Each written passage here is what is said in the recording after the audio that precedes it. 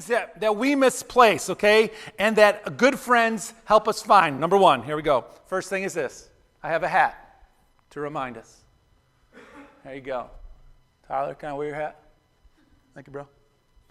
All right, what's that say? Smile more. Okay, that's number one, right? Good friends help us find our smile again. Because in a crazy, busy world, we easily lose our smile, right? And our smile isn't just a smile on our face, but it's the joy that should be in our heart.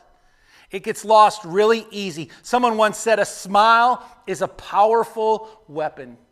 You agree with that? Smile is a powerful weapon, isn't it? Try it right now. Look at your neighbor. Look at somebody next to you and just smile. Okay, just smile. Okay, see, it just does something, right? You just look at somebody and just smile, and it's like they don't know what you're up to, right? When you're smiling, people are like, what's that guy up to? What's that dude up to, right? Right? When you're smiling, people are like, what's going on in that guy? He's strange. He's strange. He's got something happening there. Proverbs 15:13 says this, a happy heart makes the face cheerful. A happy heart. What's going on in here should show up here, right? Right? Jesus here, this should be a smile right here, right?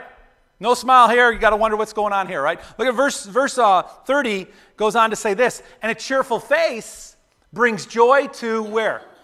The heart. Joy.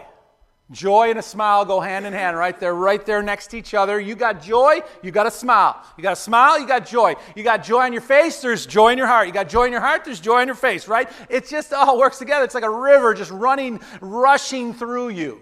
This cheerfulness of God in your life, there's no way you can't smile if He's there. Not because everything's always perfect. Not because everything always goes right and you don't have any aches and pains, because we all do. But that smile and that joy overcomes anything that might come your way. It's that two-way flow between our heart and our face. And we need to keep telling ourselves, and a good friend, that's what a good friend does. He reminds us of something that we've misplaced. And that's our smile. That's our joy. They're there to remind us it's going to be okay, right? That's what they're there for. Sometimes we get so busy in life that we forget how blessed we really are. Right? We get just caught up in the world and we forget how good we've got it, that God has given us enough to overcome every trial that may ever come our way. The joy is so much greater than the pain.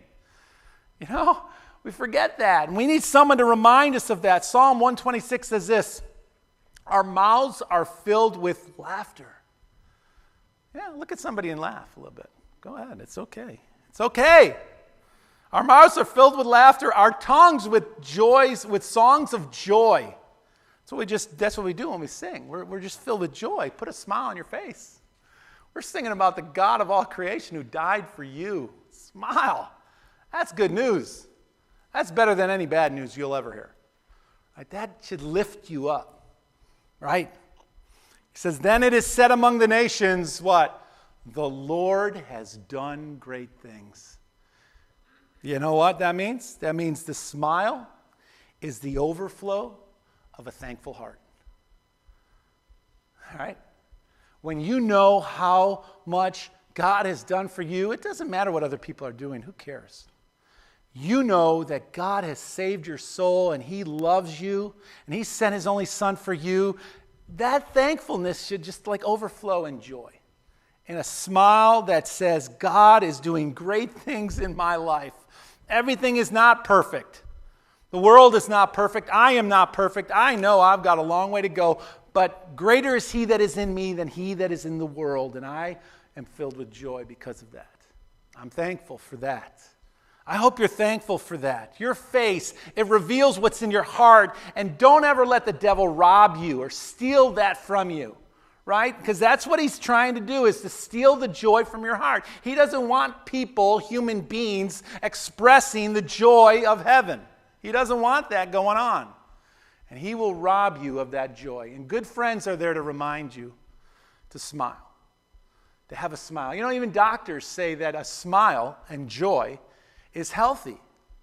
Healthy. 6 ways that a smile and joy bring health to your body. Listen to this. Check this out. 6 ways. I'm not making this up. Lowers your blood pressure. A smile, a little bit of joy. Lowers your blood. How many need that? Lowers your blood pressure, right? A smile, a little bit of joy, improves your life. It puts you in a better mood. You look at someone, you smile, they smile, everybody's happy. Is everything perfect in the world at peace? No. But we're thankful for what God means to us. And we need reminded of that, and it puts us in a better mood. It relieves our stress. It strengthens, doctors say it strengthens your immune system when you have joy in your life. I want a lot more joy in my life.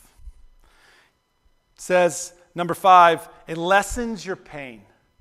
Right? And it does. It's amazing how a little laughter will do that. Rub a little dirt on it. That's what you say to your kid when they fall down and scrape their knee. Rub a little dirt on. What do? They laugh. You turn their crying into laughter simply just by making them smile. Putting a little joy where pain is. It makes everything a little better. And the last thing they say, medically speaking, is that a smile is contagious. It's contagious. You smile, chain reaction. Right? Other people smile. And people remember that life isn't that bad. In the midst of the craziness, good friends remind each other to smile. It's going to be okay. Even through the roughest times, James said this, consider it pure what? Joy. Whenever you experience trials of many kinds. Why? Because God is up to something, isn't he? God is up to something, so you can smile because no matter what goes on, no matter how painful the trial, you can be filled with this joy that the world doesn't understand because God is up to something. You may not know what he's up to, but he is, and you can smile because of it. And that's a good thing, right? You can smile. Good friends help us locate, number 2, courage. Courage when the storms come, right? A smile in the midst of a crazy world, and courage when the storms of life come. And we all face storms. We all face devastation. We all face sickness. We all face health issues, family members who struggle. All kinds of things come our way. The storms of life come. They come. And we will praise him in the storm. Amen? We begin, in the midst of the storm, we begin to lose some things. We begin to lose our sense of bravery when storms come, right? It begins to get us down. The devil begins to rob us of key things in our life that we need a good friend to remind us of. And that we begin to lose that sense of bravery. We begin to lose that sense of trust. We begin to lose that sense of confidence and faith. And a good friend is there to help us, to remind us to have courage, to trust God again. To know that it's going to be okay, that God is with us. Courage is hardest to have in the midst of testing, when testing gets intense, right? That's when your courage is tested, not when everything's wonderful and good. Courage is tested when the storms come. Where are you then? Where is your courage then? They say that in the midst of hurricanes, right? Construction, buildings, bridges, structures are all put to the test. Not when the sun is shining and the breeze is nice, but when the storms come, the bridges and all the architecture and all that these engineers, smart guys do, all the research they put in is put to the test right then to see if they got it right. Right? In the midst of the storms, courage is tested. Character is tested, right? Under what? Under fire. So is courage. Courage is tested under fire. In Acts chapter 27, you can go there, Acts chapter 27, Paul is on his way home, or is on his way to home. He's on his way to Rome. Home, Rome, get it? Okay. Trouble was waiting for him there. He had trouble on the way to Rome, and he was going to have trouble in Rome. You know what we call that? Double trouble. Good job. Double trouble. You know what that's like, right? You know what that's like, right? It's when everything starts to fall apart. One bad thing after another. Double trouble, triple trouble. It's kind of like the guy who was going to jump out of the plane with the parachute on. First time he ever did it. Anybody ever do that? What do they call it? Skydiving? Okay, something like that. So he's got the parachute on. The guy's instructing him what to do. He goes, okay, look, you're going to jump. When we get to a certain altitude, you're going to count to 20. You're going to pull your first ripcord. If nothing happens, pull the second. When you get to the ground, there'll be a van waiting for you to take you back to the station. Guy goes, good, okay, got it. He goes, repeat what I just said to you. He goes, okay. Count to 20, pull the first ripcord, nothing happened, pull the second ripcord. When I land, there'll be a van there to take me back to the station. Guy goes, good, you got it. Okay, here we go. Ready, go, jump! And there he goes. Counts to 20, and he pulls the first ripcord. Nothing happens. Oh, no. Pulls the second ripcord. Nothing happens. Oh, no. And then he says to himself out loud, great, the guy in the van probably won't be there when I get there either. Right? That's... Right? As if that's going to matter at that point. Double trouble. That's what's going on. Paul's on his way to Rome, and there's already trouble on his way to trouble. He's being taken by ship across a very angry sea. It's late in the year. It's a bad time to sail, and storms and disaster strike. That's what happens to Paul in Acts 27. The storm. Check it out. Verse 13. Verse 13. Look at this, and this is so good. When a gentle south wind began to blow, right? They're out in this ship, on the sea, in the fall, bad time to sail, and here's how it begins. And you know this is true. Just this gentle wind. And you're like, oh, that's not so bad. Right? That's not so bad. That's how it starts. Gentle winds. Began to blow, and they saw their opportunity, so they weighed anchor, sailed along the shore of Crete. One verse later, before very long, a wind of hurricane force, this thing got bad fast, called the northeastern, swept down from the island, and the ship was caught by the storm and could not head into the wind. And so we gave way to it and were driven along. Isn't that how storms go? They start small, little things, and then they get intense fast. That's how hurricanes start. That's how it goes. And pretty soon you're in the middle of this storm, and it's going to beat you down. Look what happens here in this section. So the men, it says, hoisted aboard. Verse 17, then they passed ropes under the ship, right, itself to hold the ship together because they were afraid that they would run aground on the sandbars. Verse 18, look what it says. We took such a violent battering from the storm that the next day they began to throw the cargo overboard. Verse 20, when neither the sun nor the stars appeared for many days, the storm continued raging. This is a storm of storms. We finally, look what it says, we finally gave up all hope of being saved. That's bad, right? That's the worst it can get out on the sea. If you ever go out on the sea, like far enough that you can't see the shore, and you're in that kind of weather, it's a scary feeling. It's a scary feeling to be out there in the middle of like nowhere, because all that's there to stand on once the ship goes down is the bottom of the ocean, and it's only like a couple hundred feet below you. It's a scary feeling to be in that. And this went on for many days, but look what happens.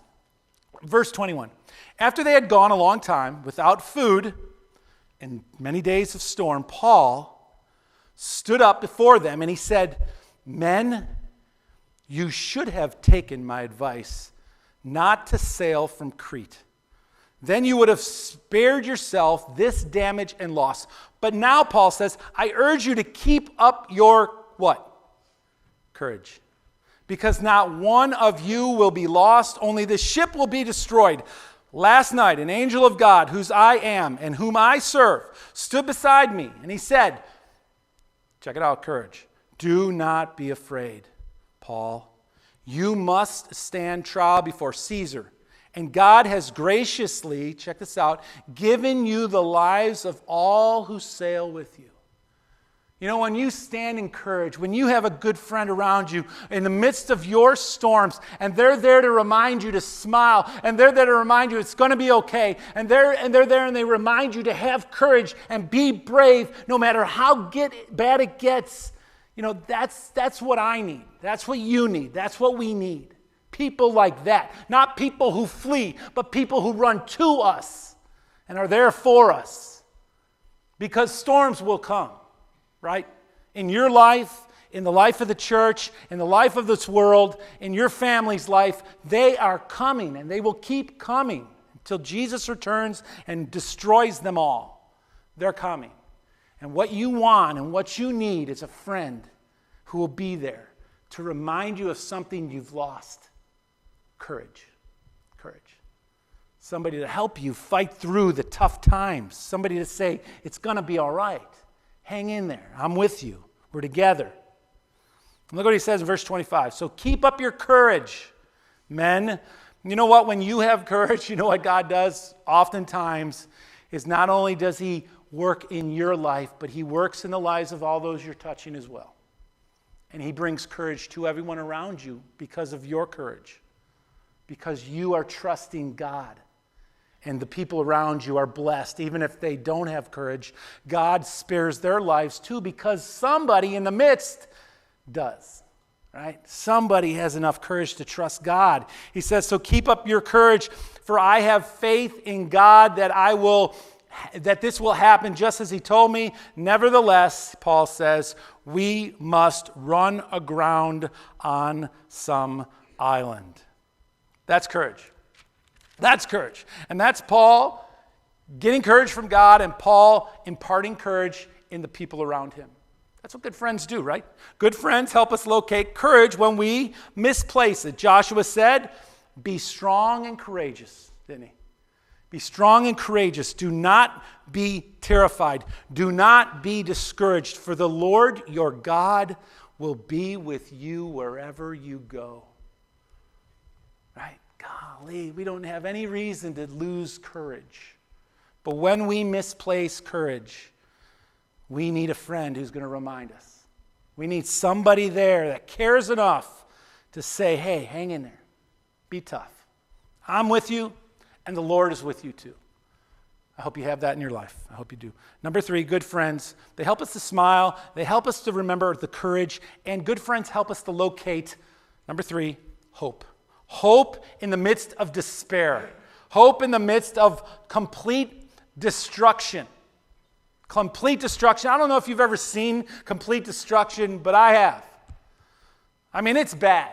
It's bad. When we went down south to help out with Hurricane Ivan, there were miles and miles of shoreline houses that a week ago were standing tall, picket fences, beautiful view of the beach, kids playing in the yard, that were now nothing but a pad of concrete washed clean. Like not even a house there, like collapsed. I mean washed somewhere else, miles downshore by these hurricanes. I mean, that's complete devastation, right? And when that happens in your life, you need somebody to remind you of the hope that you have, right? We need somebody to remind us that God is with us, that he loves us, that there's something greater to look forward to, that all of this that we enjoy on this world can be taken away from us in an instant. And then what are you going to hold on to when all that's left is a concrete pad? I mean, the devastation that I've seen, that you see in the pictures, we see pictures of the Keys right now. The lower Keys, washed, houses just crushed, splinters are left. I mean, that's devastation. Those people, they need more than a house. They need hope. They need somebody to help them find that hope. That's why we're going. That's why we're going. In Romans 12, Paul says, love must be sincere. Hate what is evil. That's huge because he says cling to what is good. You know what, that verse right there, Romans 12, verse 9, it says a lot about how you be a good friend, because you can't be a good friend if you aren't a good follower of Christ. Right? That has to happen first. First is your commitment to God, your desire to love God, your desire to hold on to God and to touch him and let him touch you. And he says, you first, your love must be sincere. He says, you must hate what is evil. Do not expect to put junk in your life and be good. You can't be good if you're putting junk in your life. There's no way. When you mix salt water and fresh water, you know what you get? I lived on the Neuse River. Rob lives on the Neuse River. You get brackish water. It looks like nasty tea. You know, it does. It looks gross. I ate fish out of that. Maybe that's my problem. Might be my problem. You know, you can't put fresh water in and junk water too. Don't kid yourself. Don't let the devil get you to think that it's okay. It's okay. A little bit of evil, a little bit of ungodliness is okay. It's not okay. You will not be a good friend to anyone if you're doing that. First thing he says, you work on your own heart. You work on your own life. You put nothing but God in. Cling to what is good. You hold on to that, and you hate what is evil. And then he says, verse 10, be devoted to one another, because then the expression that you have with God will then overflow on the people around you, your friends. Be devoted to one another, right? And honor one another, what? Above yourself. You'll never do that well if you're not hating what is evil and clinging to what is good. It just will not happen. You'll be brackish and nasty. And your goodness as a friend will be brackish and nasty as well. It'll be selfish. It'll be about you because you want to put you in. You want to put your junk in. You're not interested in putting all of God in. You want to put part of God and part of the world, and that's not going to work. So you want to be a good friend, put good in, right? It says, then you can be devoted, and you can love one another above yourself. He says, never be lacking in zeal. You know what zeal is? Zeal is great energy. How many need zeal in their life?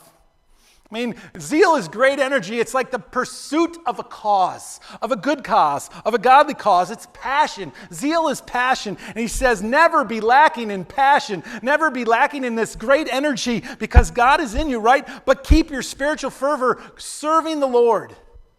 Then he says in verse 12, be joyful in hope. Hope. Be joyful.